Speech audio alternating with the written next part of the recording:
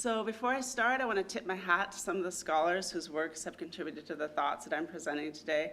Of course, absolutely impossible to include a complete bibliography on one slide, but this is a representative sample of some of the works that I have infused in the talk today. I also want to recognize my two undergraduate assistants who are hiding behind the camera there, Justin and Alicia, who have contributed to the materials I'm presenting as well. A few language notes, as Dr. Rivera has also talked about. In talking about neurodiversity, there's an important laying out the land of the language that we're talking about with neurodiversity and neurointersectionality. The first that she referenced has to do with people first and disability first language. When I was first coming up as an emergent disability scholar, this was an issue that was presented as settled. So in the 1990s, back, me and my dinosaur colleagues were told that you, when speaking about disability in the context of politics, should always use person-first language due to histories of oppression, from science, from medicine, from psychiatry. It was vitally important to recognize the person first, and so the only appropriate way to address disability in the context of public policy was to say individuals with disabilities or individuals with autism. At the same time, there were authors who were saying, well, no, especially from the context of neurodiversity, this experience is so fundamental to my way of being that it's in fact odd to say person-first language. It should instead be disabled person or autistic person. Now, we in this century have such complex identities. I know that there's moments where I prefer to be pointed out as female and moments when I don't prefer to be pointed out as female. And because people have different preferences, I, much to the irritation of my current editor, try to use it all in one phrase, individuals with disabilities and disabled individuals. But if I know of a preference, I'll use the preference, of course. The second is autism, Asperger's, and ASD. There's some complications around the second two, though there's scholarship that suggests that there are people who still prefer the second two, so it's worth bringing up today. I will use autism in my talk today because it's the most inclusive term from my perspective. ASD has complications around the D, if that's disorder or difference. Asperger's, of course, removed from the DSM-5, but as during the period of the DSM-4 became for many people a positive element of their identity, identifying as ASPE. So despite the controversy that now has come up with regard to Asperger's exact role in the Third Reich, and despite the removal from the DSM-5, occasionally we do still see Asperger's. Neurodiversity, already defined, which is fantastic. I sent Justin out to look at the literature and find the definition that he liked best. I love this definition too, which is a great way to spend a semester, right? I love the definition too, and in particular point out that this has to do with normal variation, and to paraphrase Morgan Freeman's character from the Robin Hood movie, whatever our creator is and whatever the creative process that brought humanity and other populations forth into this universe, whatever that is, it loves difference and diversity. So this is not only a normal thing, it's also a source of our fundamental strength as living beings to have diversity in place. And finally, the puzzle piece. That can be incredibly complex visually for people in the neurodiversity context. It originally was meant to symbolize the pieces that were missing from an individual who had neurodivergent characteristics. It's been reclaimed, however, to talk about the pieces that are missing from society to be fully inclusive. And of course, I like the tree that represents the full diversity of human beings and of life on our planet. So in talking about neurodiversity, important to understand the origin story from the perspective of public policy. And part of this origin story involves the continuum of disability in how it is treated in societies. From the perspective of disability politics, the origin story involves this spectrum from essentialist to constructivist. And initially, it was just a continuum. And on the essentialist side was the understanding that disability was the fault or responsibility of whoever happened to have that difference in play. In traditional interpretations of disability, there was often some sense of evil or witchcraft that was connected to that part of their experience. And so with that understanding of disability, there might still be some intervention from a compassionate society, but it was from a charitable perspective. Disability was exclusively understood as something that was contained in the individual or the family in terms of fault or responsibility. In more enlightened societies, this origin story goes, however, we have the constructivist understanding of disability. And this recognizes that in a society we have a lot of infrastructures.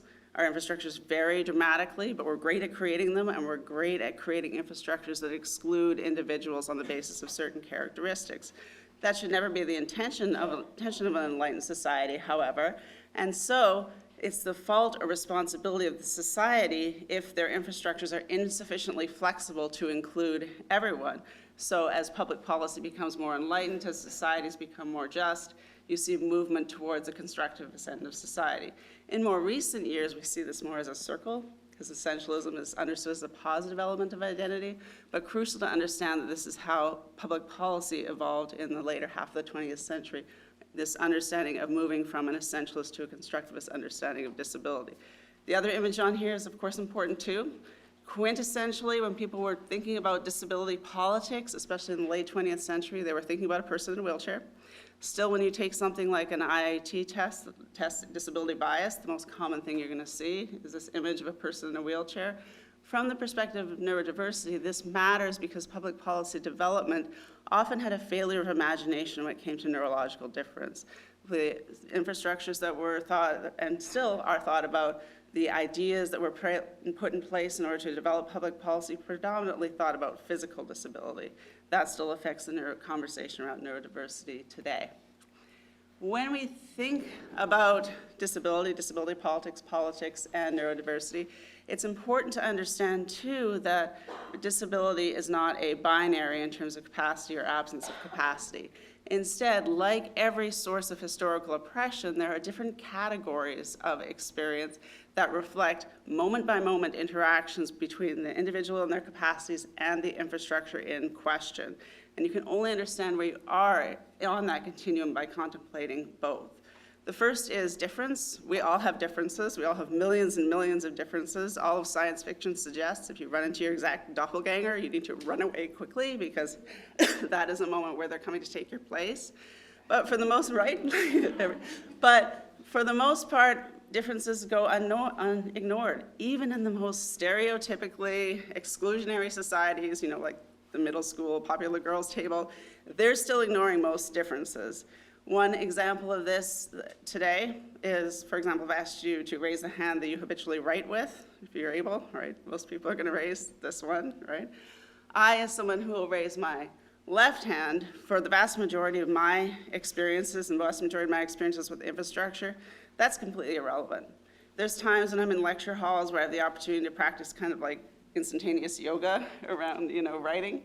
But for the most part, it doesn't affect my daily life. You rewind a couple of generations in my family, though, it was considered highly relevant in the society that my grandmother lived in. My grandmother, had she been born in the United States, would have had to register with the Eugenics Commission because of her sinister habits and the era in which she was born, for real. And because she lived in Guanajuato, Mexico, when she went to school, had her hand tied behind her back. She could still write, as long as she wrote with her right hand, right? Because this is an impairment, it is something that society considers relevant. If it affects a major life function, and for anybody who's studied disability policy in recent years, that phrase, an impairment affecting a major life function, is something that's probably carved deeply into your brain. We move from impairment to disability. And one of the obvious things from the perspective of diversity and the social construction of disability is that what constitutes a major life functions varies dramatically by infrastructure and by society. For example, when we think about employment, if you've read a Jane Austen book, you know that what we might consider employment a major life function now, Jane Austen definitely didn't. If you didn't have your $10,000 a year or whatever it was, you were not in full participation in your society. Affecting a major life function becomes one of the defining factors of a disability. Finally, we have the lowest category of oppression, which is essentially, hopefully and aspirationally removed from our society, which is where there's a presumption of lower status simply because you have the capacity difference, and this is this word handicap. The rumored, though debated, etiology of this term is actually that somebody is begging, they have their cap in their hand, and there literally is no difference between being poor and being disabled in this perspective. They are identical concepts. So we hope to have removed from most enlightened society handicap entirely, except for, like golf. But in the development of disability policy, we actually see that word vanishing from policy names because of this removal of the expectation of lower status from most people's conscious contemplation of disability policy. We move from the Education for All Handicapped Kids to the Individuals with Disabilities Act in the late 20th century. So how do societies undo historical oppression connected to capacity? Well, first, if you have the protection of civil and equal rights, which will be centered on symbolic and civil and human rights policy subsystems, you eliminate handicap. Doesn't matter what the infrastructure is, you're never presuming lower status simply because of an infrastructure, a capacity difference. With accommodations and universal design, and this is where a lot of the programmatic work is taking place today, you move capacity and infrastructure interactions out of the disability category and towards the impairment category. And I'm looking at a lot of people right now who have, everybody's wearing glasses, is in this category, right? If you came here wearing a contraption on your face or inserted on your eyes, you have had this daily experience of moving from disability to potentially impairment, if not difference. And then finally, where the crux of a lot of our contemporary conversation around neurodiversity and neurointersectionality takes place, we have the mitigation, awareness, and remembrance, which helps move any interaction between infrastructure and capacity from impairment to simply difference. In order to do that, it's vitally important that we can see the water of ableism. Now, there's of course an irony on this slide, right? If I'm saying seeing the water on a slide with ableism, I'm using a term that refers to a particular capacity. I brought that up consciously because I'm bringing it from another literature, from white fragility literature, but also to point out how infused and imbued we all are with ableism. Each and every one of us grew up in a context that is incredibly ableist, and while the work is moving rapidly, I hope, towards eliminating ableism in our society, is still quite present in terms of our habitual and daily lives. What ableism is quite simply discrimination in favor of typical capacities, however society defines them. Whatever a person is expected to do in a particular society, if they can do it typically or better, then they don't experience discrimination on the basis of their capacities, but if they can't, then they do. Importantly, this can be rooted in actual or presumed capacity differences, because again, this goes back to the rigidity that can be experienced in infrastructures. There are some great examples from my personal life, my family, on experiences with rigidity with standardized tests, for example. My favorite autistic, my brother, when he was young, took a standardized test where he filled in bubbles. He loved filling in bubbles, so he filled in everything but the correct answer. Why not? But that's really a sign of low intelligence, right? Rigidity, a presumed capacity difference in play. Similarly, my son, who is bipolar, took a standardized test when he was in middle school. It said on the instructions, it was looking at how well you could read. Said on the instructions, take as long as you want on the test. He said, okay, here you go, here's your blank test back. Again, rigidity of the infrastructure rather than actual capacity difference. Ableism includes all the infrastructures we could possibly imagine.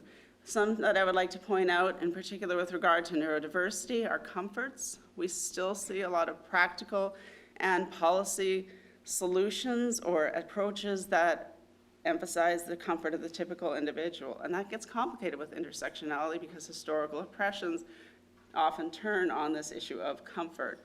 But one way to practice or not practice neurodiversity is to say that somebody's way of being makes you uncomfortable. Language, one that makes me want to get down on my knees and pray for an immediate difference to whatever the powers that be might be, would be the elimination of the word crazy.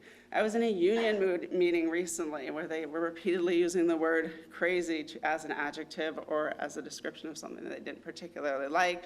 Raised my hand and said, I find that incredibly distracting. Please stop using the word. Could you pick any other adjective? They said, oh, sure, we get it, Dr. Baker, that's your neurodiversity thing, but not for John, because he's crazy. I'm like, oh. Anyway, yes. Language becomes incredibly vital in the practice of ableism and in the removal of ableism from our society. Obviously, one of the effects of ableism is that it devalues and constrains individuals with disability and disabled people. We are reinforcing the constructivist lack of flexibility. Barriers can be very different in terms of their form and do not need to be consciously maintained. And this is one of the challenges in moving from impairment to difference across historical oppressions.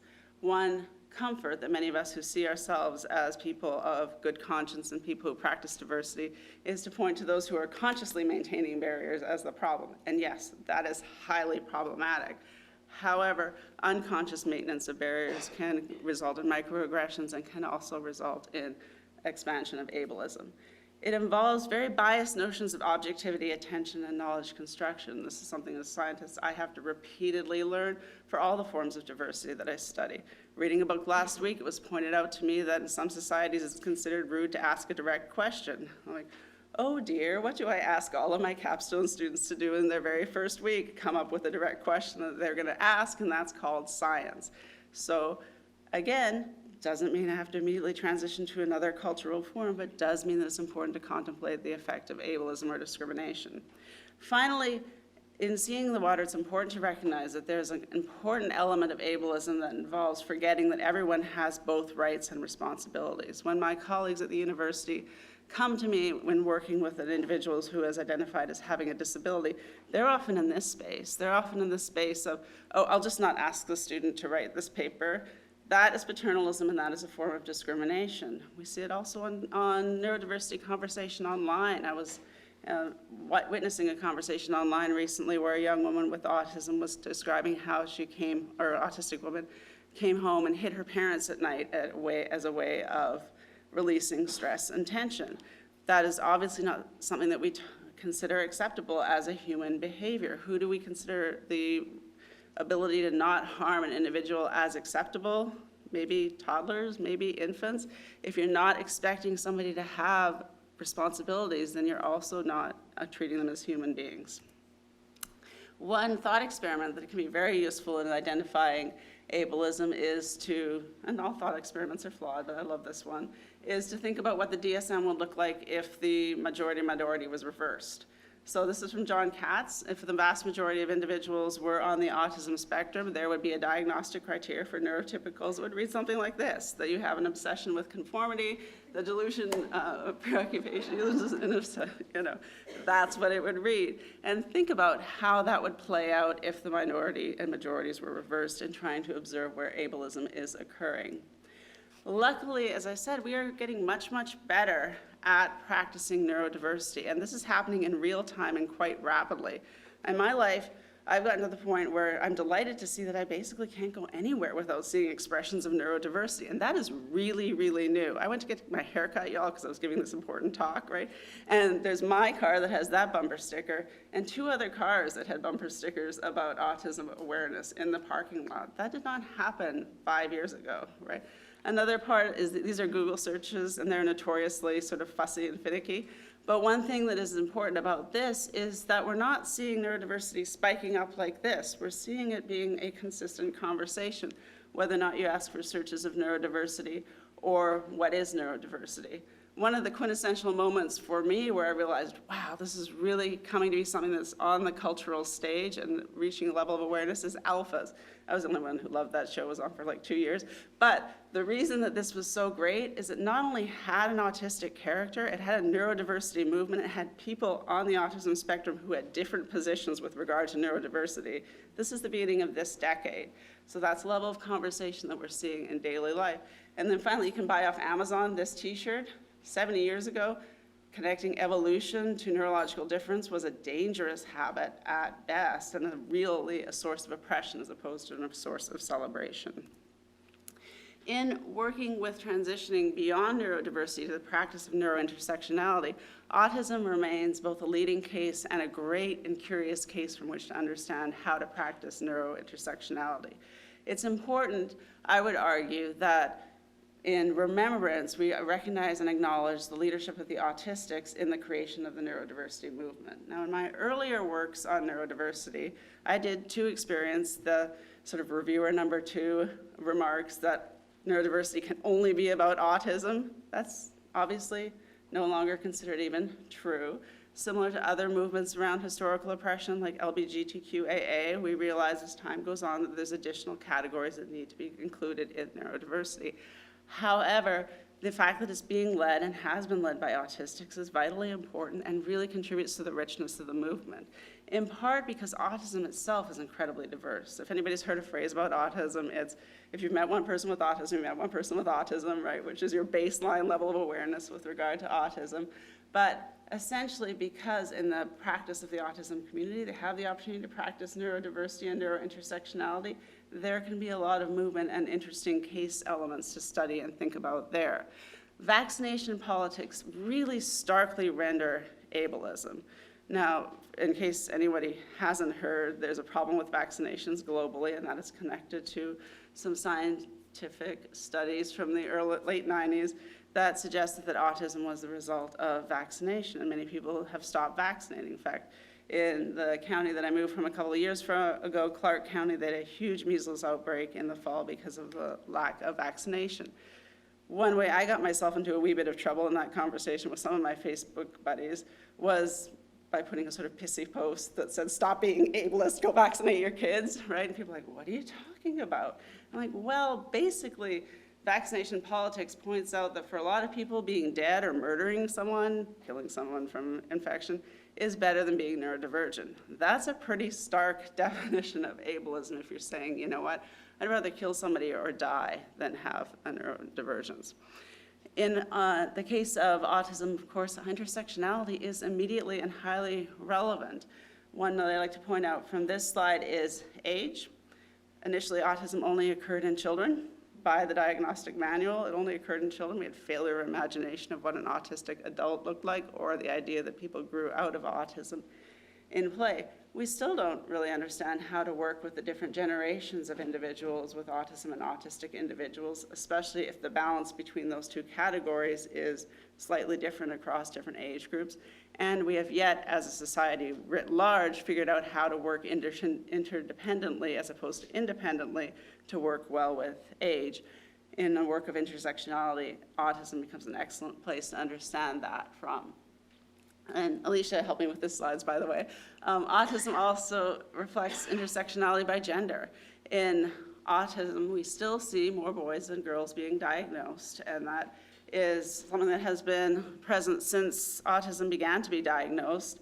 Interestingly enough, it's not necessarily that there haven't been autistic women around. In fact, even Asperger said, or not Asperger, I'm sorry, Connor said, I meet a lot of mothers who have these autistic characteristics, but I don't meet any autistic girls. It's like that did not connect in his head.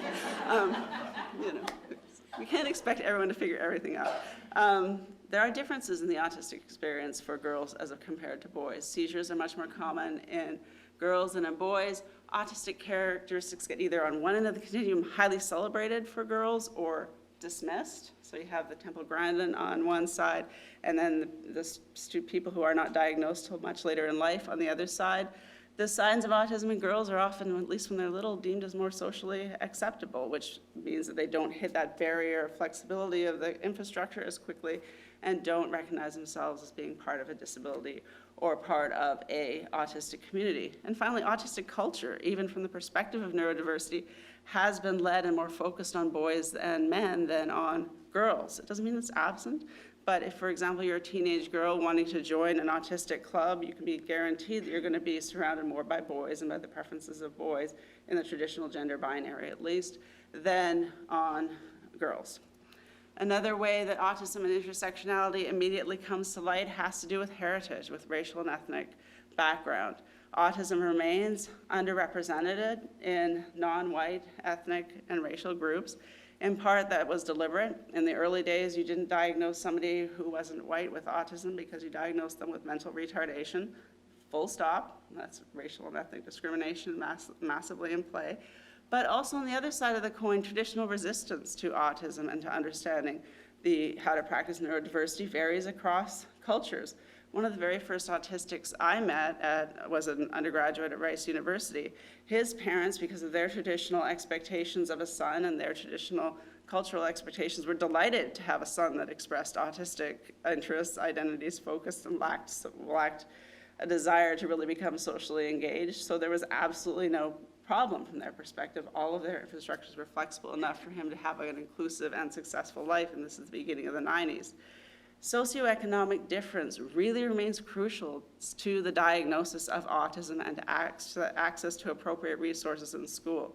It is still true, despite progress that we've made with neurodiversity, when somebody comes to me and they've had a child who's acquired a diagnosis associated with neurodiversity, my very first response is get a lawyer if they want to be in school.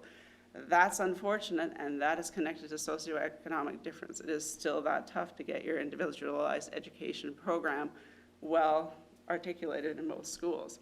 Finally, as Jack Whitney pointed out, it's still true that social networks differentiate experiences.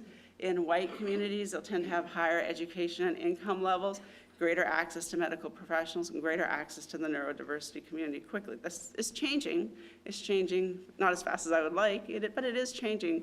But it remains true that, as the CDC has pointed out, we're still seeing higher rates in not white than in other races, and that is not connected to anything other than historical oppression around race and ethnic background.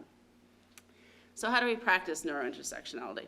Well, as a start, one of the things that's important with public policy, one of the areas that we'll be working on most emphatically, I think, in the coming years is to anticipate the presence of disability diversity.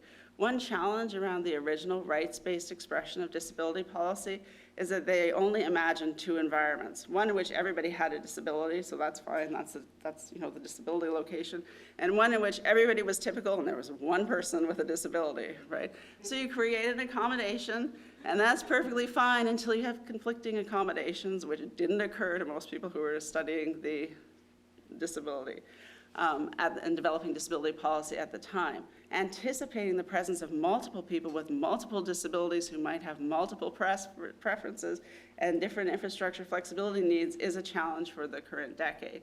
Notice and resist diagnosis power plays. Now, these come in a variety of forms, ranging from the, Felicity Huffman, I'm gonna get my kid into college, diagnosis power play. That is what that was. To, I will diagnose the kid with anything because that's the way to get services, to, I'm really autistic because I was diagnosed by a medical professional and you're not. And just notice and resist those power plays because that contributes to ableism. Honor within identity and diagnosis diversity and oppressions. Like Winda said with autism, this is an excellent case because autism in and of itself screams diversity. There's diversity within autism, but you cannot know anybody's way of being by diagnosis alone. Reflect upon communication privilege and disadvantage, and this is at the moment of reflection because it's tough. I love rich slides. There's probably people in the room that don't love rich slides. It's tough, right? We haven't figured out good solutions yet. Attend to disease as an intersectional aspect of neurodiversity. This is painful and hard. This refers to the fact that disease is different than disability. Disease is when you see a reduction in capacity over time and potentially death. There are obvious diseases in the autism spectrum, epilepsy and depression, that can kill you, right? There's also this really difficult element that for some of us, what we honor most about our identity might be the part of the identity somebody else considers a disease, and that's really hard. We can look to the deaf community for how to work around that because cochlear implants revolve around the same issue. But in working with neurointersectionality, we have to figure out how to figure out you don't like this part of your identity, that's cool. I can tolerate the fact that you don't like it. We know how to do it. We do it with hair. I have brown hair, you have blonde hair. That's cool, we're fine, right? But we have to work around that. And then, as I said before, with this, especially with the silver tsunami coming out, contemplating neurological development and aging is crucial to intersectionality. With autism in particular, or neurological differences in particular, you see different developmental phases, and you see a variety of ways in which social infrastructures are centered around traditional expectations of development instead of differential expectations of development.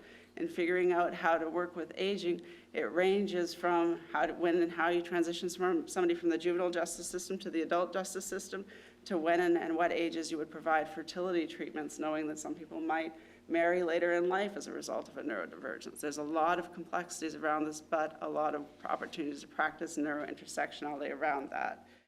The UC Davis Mind Institute was created in 1998 with a promise to find cures for neurodevelopmental disorders. Every day, our physicians and researchers come closer to fulfilling that promise.